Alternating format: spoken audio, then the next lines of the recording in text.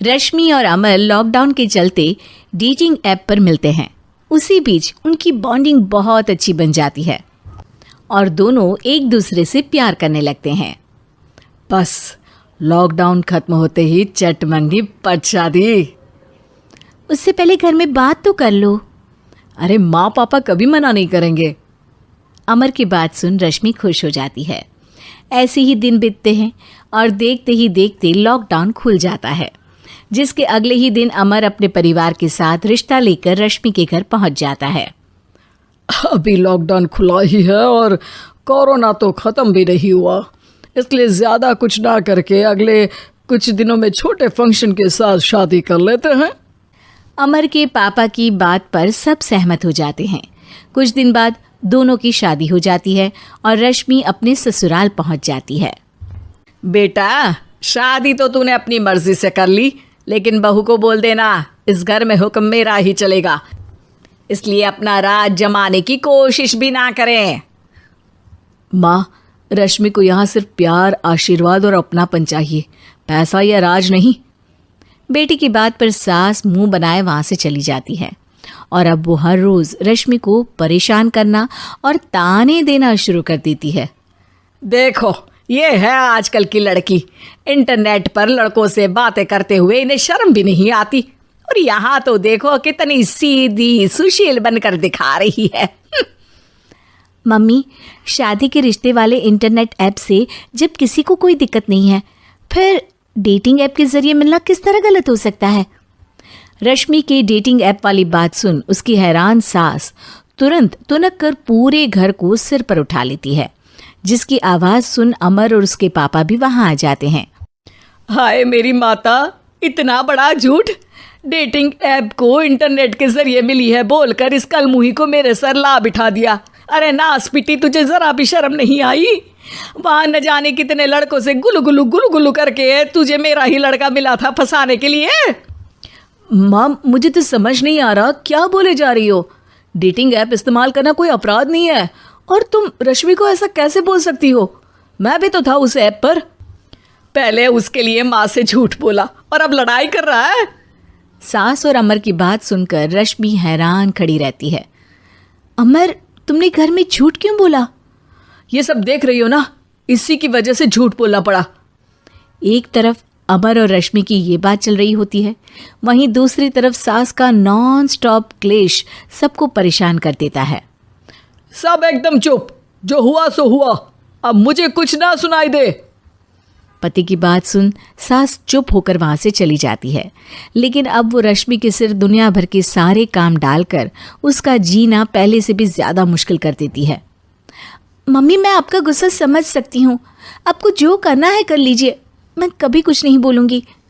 उम्मीद है किसी दिन तो आपका गुस्सा शांत होगा और नफरत प्यार में बदलेगी।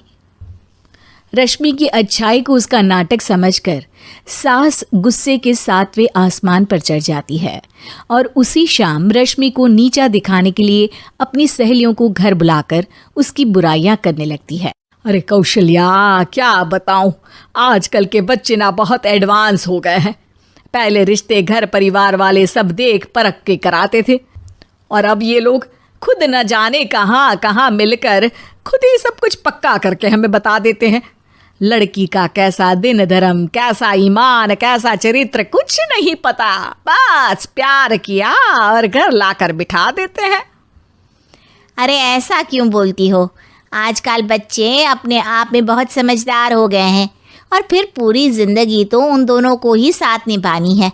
अपनी पसंद से शादी कर भी ले तो क्या दिक्कत, तू ही देख ले, पहले इतना अच्छा बेटा और अब सोने पर सुहागे जैसी सर्वगुण संपन्न बहू।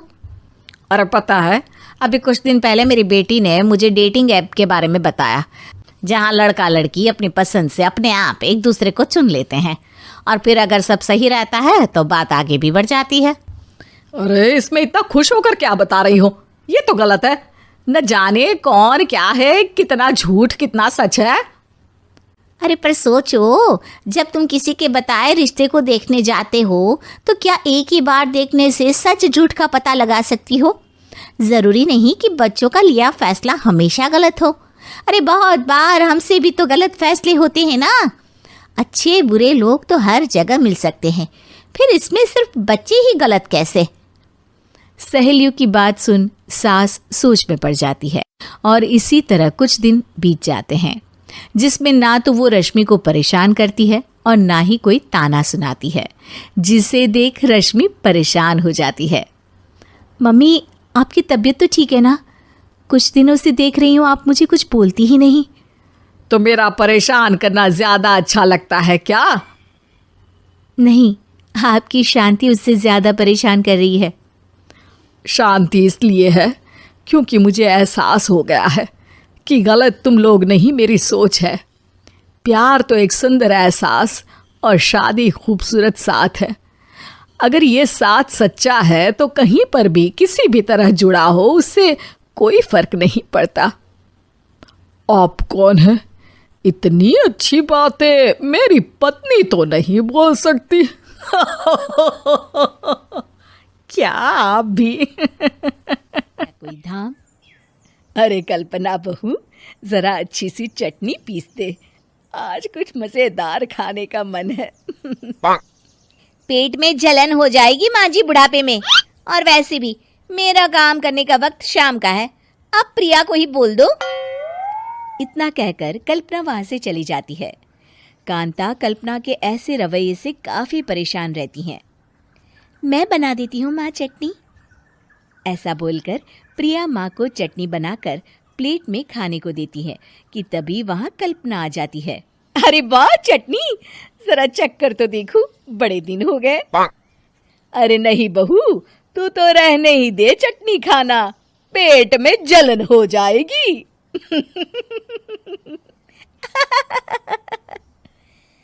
इतना कहकर कांता और प्रिया दोनों हंसने लगते हैं। कल्पना सारा दिन या तो मोबाइल में यूट्यूब देखती या फिर सोती रहती। उसका कमरा भी बिखरा और गंदा रहता।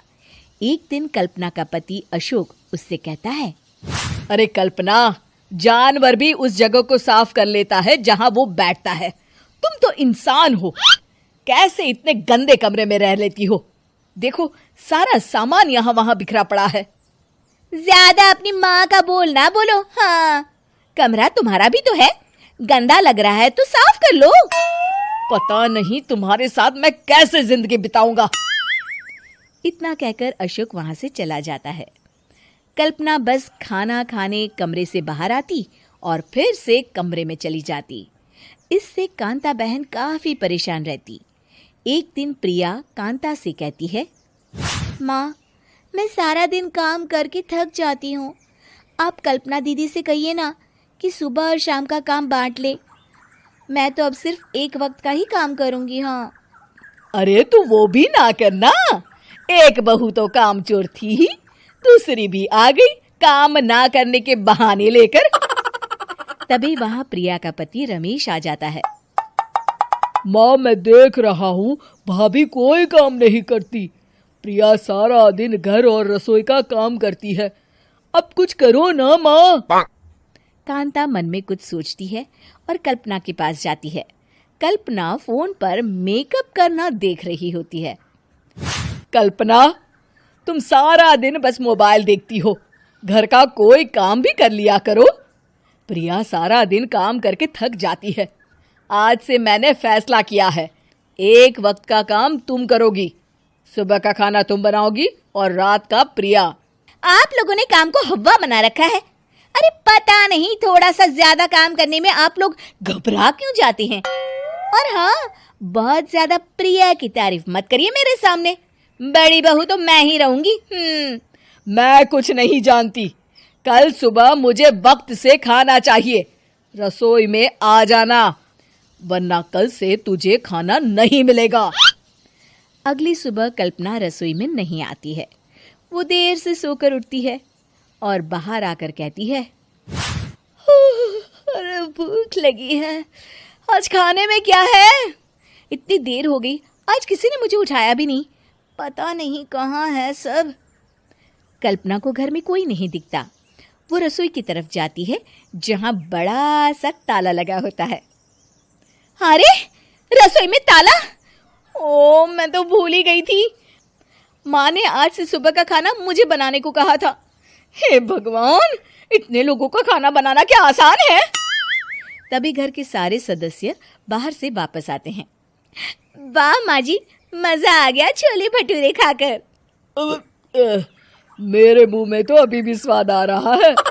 अरे कल्पना, तेरे भरोसे रहते तो हम तो भूखे ही रह जाते। कल्पना को बहुत गुस्सा आ जाता है।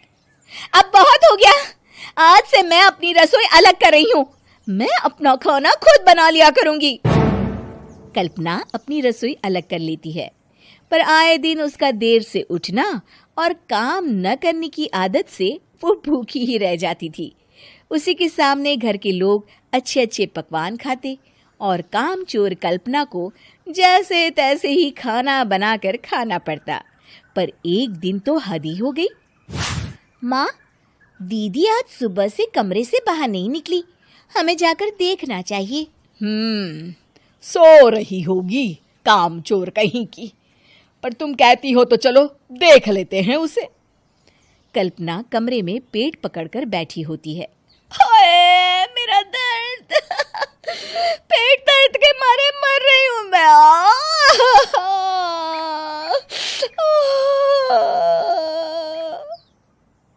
अरे दीदी, क्या हुआ? पेट में दर्द क्यों हो रहा है?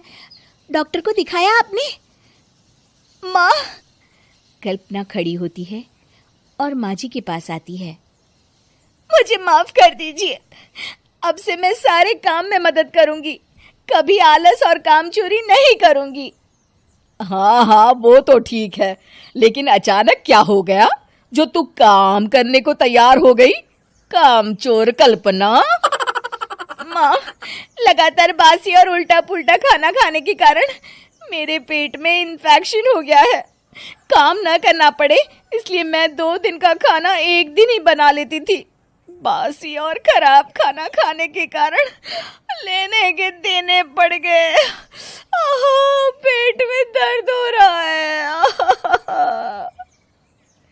चलो अच्छा हुआ, देर आए दुरुस्त आए। होने वाली थी। पूरे कानपुर शहर में टिकट को लेकर मारामारी शुरू थी, लेकिन सबसे ज्यादा चर्चा में वार्ड नंबर 40 की सीट थी। वो इसलिए क्योंकि इस बार वहां की सीट महिला के लिए आरक्षित थी। अब सवाल ये था कि चुनाव लड़ेगा कौन। इससे पहले ठाकुर साहब वहां से पार्षद थे और इस बार उन्होंने अपनी पत्नी सीमा ठाकुर को टिकट दिलवाई और ठाकुर साहब की शान के कारण सीमा जी ने 20,000 वोटों से चुनाव जीत लिया। अरे बधाई हो सीमा भाभी, अब तो आप वार्ड की पार्षद बन गई हैं। अब तो हमारे काम आप ही करवाएंगी। अरे ये तो सिर्फ नाम की पार्षद बनी है, वो तो महिला सीट आ गई, वरना पार्षद तो मुझे ही बनना था। अब भले ही चेहरा इसका होगा लेकिन पावर तो मेरी ही होगी। अरे वाह भाई साहब, क्या दिमाग लगाया है आपने भी। आइए आप लोग, खाना लगा दिया है सबके लिए। सीमा जी पार्षद बन चुकी थीं, फिर भी उनकी एक ना चलती। सारे काम ठाकुर साहब खुद ही संभाल लेते और जहां जरूरत पड़ती वहां सीमा जी का अंगूठा लगवा लेते। सीमा जी ज्यादा पढ़ी लिखी भी नहीं थी। एक दिन ठाकुर साहब और सीमा एक प्रोग्राम में जाते हैं। अरे ठाकुर साहब, आप आ गए। ओहो, पार्षद मैडम भी आ गई हैं। स्वागत है आप दोनों का। लगता है हमारे पार्षद फंड का सही इस्तेमाल हो रहा है। चलिए अब उद्घाटन करते हैं। ये लीजिए ठाकुर साहब कैची, आप ही सबसे पहले प्रवेश कीजिए। सब लोग आगे निकल जाते हैं और सीमा जी पार्षद होने के बावजूद भी पीछे खड़ी रह जाती हैं। वो देखती हैं कि वेलकम बोर्ड पर उनका नाम है, लेकिन महिला होने के कारण कोई उनका सम्मान नहीं कर रहा। अगले दिन एक आदमी उनके घर आता है। अरे ठाकुर साहब नमस्कार। कल ना हम नोटिस किए कि हमारा घर तो अवैध है और नगर निगम वाले उसे तोड़ने आ रहे हैं। अरे कुछ कीजिए ना ठाकुर साहब। देखो भाई, मैं तो ज्यादा कुछ कर नहीं सकता, पर अगर तुम सबकी जेब गर्म कर दो तो कुछ हो सकता है। कुल मिलाकर 4 लाख लगेंगे। अरे 4 लाख ठाकुर साहब? अरे भाई, मैं अपने लिए नहीं मांग रहा हूँ। दरोगा है, इंजीनियर बाबू है, बड़े साहब है, सबको देना पड़ता है ना थोड़ा थोड़ा। बोलो है मंजूर? तभी वहां अचानक सीमा जी आ जाती हैं। अरे ये आप क्या कर रहे हैं? पहले इन्हीं लोगों से तो आपने वोट मांगे, अब इनसे ही पैसे ले रहे हो। अरे चुप रहो तुम, तुम्हारा काम है सिर्फ अंगूठा लगाना, तुम वही किया करो, मुझे दूसरे काम तुम मत सिखाओ, समझी? और तुम ना जाओ, अब पैसे लेकर आओ, वरना जेसीबी किसी भी वक्त आती होगी। सब कुछ ऐसे ही चलते रहता है। एक दिन सीमा जी और ठाकुर साहब को एक लोकल मीटिंग में बुलाया जाता है। वहां पर कई और अधिकारी लोग भी मौजूद रहते हैं। अब मैं चाहूंगा कि ठाकुर साहब हमारे बीच 2 शब्द कहें। मेरे प्यारे भाइयों और बहनों, आज मेरा सौभाग्य है कि मैं आप सबकी सेवा दिन रात कर पा रहा हूं। आपने मेरी पत्नी को भारी मतों से जिताया है, इसलिए मैं आप सभी का शुक्रगुजार हूं। मैं आप सबसे वादा करता हूं कि हमेशा की तरह हमारे वार्ड में किसी को कोई तकलीफ नहीं आने दूंगा। सभी लोग तालियां बजाने लगते हैं। अब मैं माननीय पार्षद मैडम को स्टेज पे बुलाना चाहूंगा।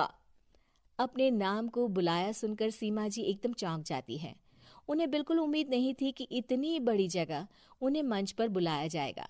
जैसे तैसे वो मंच पर चढ़ती हैं। ऊपर जाते ही सीमा जी को सारी पुरानी बातें याद आ जाती हैं कि किस तरह उनके पति उन्हें कभी भी आगे बढ़ने नहीं देते और उनके नाम से गलत काम करते हैं। वो बोलने लगती हैं, मैं आपके वार्ड की पार्षद सीमा हूं। आप में से बहुत कम लोग ही मुझे जानते होंगे, क्योंकि इससे पहले मुझे कभी ऐसा मौका ही नहीं मिला। सारे मौके मेरे पार्षद पति यानी आपके ठाकुर साहब ही लेते रहे, लेकिन आज ये मौका मुझे मिला है तो मैं इसे ऐसे ही नहीं जाने दूंगी। मैं आपको ये बताना चाहती हूँ कि आपके ठाकुर साहब मेरे नाम की आड़ में गैर कानूनी काम करते हैं, जिस पर अंगूठों के निशान मेरे होते थे। इसीलिए मैं अपनी गलती मानती हूँ और आज अपने पद से इस्तीफा देती हूँ, ताकि आगे से कोई गलत काम ना हो पाए। अब फैसला आप सबके हाथ में है कि आप हमें क्या सजा देना चाहते हैं। सीमा जी की बातें सुनकर ठाकुर साहब के चेहरे का रंग उड़ जाता है और वो शर्म से मुंह नीचा करके सब्जी में नीरा नमक भर दिया, मुफ्त में रोटी तोड़ने की आदत पड़ी हुई है, ये सब यहाँ नहीं चलेगा। गलती हो गई माँ जी, माफ कर दीजिए। माफी चाहिए? चलो ठीक है, ये नमक भरी सारी सब्जी खत्म कर, कुछ भी फेंकना नहीं चाहिए, मिल जाएगी माफी। सुनैना की शादी कुछ महीनों पहले ही वासु से हुई है, जिसके बाद से उसकी जिंदगी इस नर्क में जल ही रही है। और अब यही सुनैना की आम जिंदगी है, जिसमें उसकी सास हर छोटी बात पर और कभी कभी तो बिना किसी बात के बस उसे परेशान कर खरी खोटी सुनाती ही रहती है। सुनैना, कल मुही कहाँ मरी हुई है, इधर तो आ। सास की आवाज सुन सुनैना भागती हुई उसके पास आती है। क्या हुआ माँ जी? अरे तुझे पता है मेरे पैरों में दर्द रहता है, तो मुझसे बदला लेने के लिए टीवी का रिमोट इतनी दूर रख दिया। अरे मुझे ज्यादा खड़ा कर पैर तुड़वाना चाहती है क्या? आज पूरा दिन तू एक पैर पर काम करेगी, अगर कहीं दूसरा पैर जमीन पर रखा तो मुझसे बुरा कोई नहीं होगा। सास और सुनैना की ये कहानी उसकी ननद सिम्मी बहुत करीब से देख रही होती है, जिस वजह से उसके मन में ससुराल और सास के लिए डर बनने लगता है।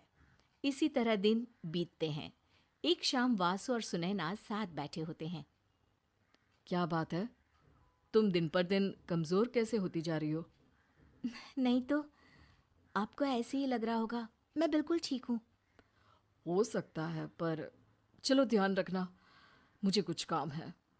ऐसा बोल जैसे ही वासु जाता है, तभी सिम्मी वहां आ जाती है। भाभी, आप भाई को माँ के बारे में बता क्यों नहीं देती?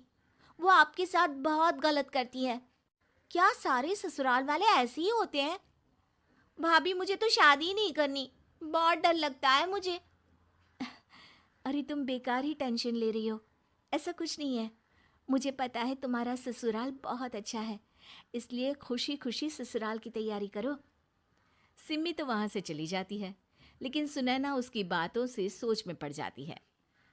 कुछ दिनों बाद सुनैना के मम्मी पापा और भाई उनके घर आते हैं, जिन्हें देख सास हैरान रह जाती है।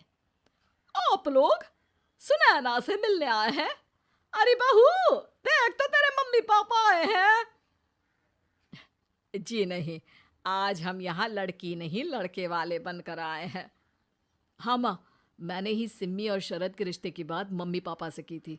शरद हमारी सिम्मी के लिए परफेक्ट है। बेटे की बात मानते हुए उसकी माँ रिश्ते के लिए मान जाती है, पर अब सिम्मी के मन में ससुराल का डर और ज्यादा बढ़ जाता है। जैसे यहाँ माँ भाभी पर जुल्म करती है, ये भी पक्का अपनी बेटी का बदला लेने के लिए ही मुझसे शादी कर रहे हैं। इसी सब के बीच देखते ही देखते सिम्मी शरद की शादी हो जाती है और सास के नाम से डरी सहमी सिम्मी ससुराल पहुंच जाती है। जहां पहुंचते ही वो डरते हुए बोलती है, मम्मी जी, मैं अभी पूरे घर का काम कर दूंगी और जॉब भी छोड़ दूंगी। जैसे आप कहोगी मैं सब कुछ वैसे ही करूंगी। अरे इतना डर क्यों रही हो? और अभी घर आई हो, कोई काम करने की जरूरत नहीं।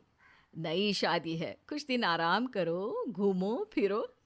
रही बात घर या जॉब की, तो वो तुम्हारी चॉइस है, कोई तुम्हें नहीं रोकेगा।